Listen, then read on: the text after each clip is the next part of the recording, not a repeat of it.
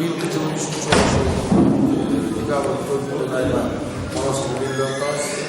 Баарыбыз билебиз, бул Манас эпосу бул жалпы анан өзүбүз ушул Манас эпосунун каармандар дагы бир жолу окуучуларга көрсөтүшчү өзүнүн мекенчиликке тарыялоо максатында ушу жалпы шаардык мектептердин арасында ушундай кичине иш-чара өткөзөбүз. Ар мектеп өзүнө тиешелүү болгон Манастан алтынча Манастын боюнча Манастын сакталышын ырларына көрсөтүшүп, жалпы ушул шаар баштапкы чоң иш-чара болуп атат.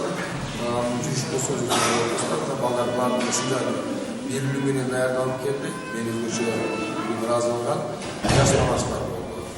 Ушундай бир жакшы бир Манасты айтып атсак, ар кайсы вариантты айтып атышат.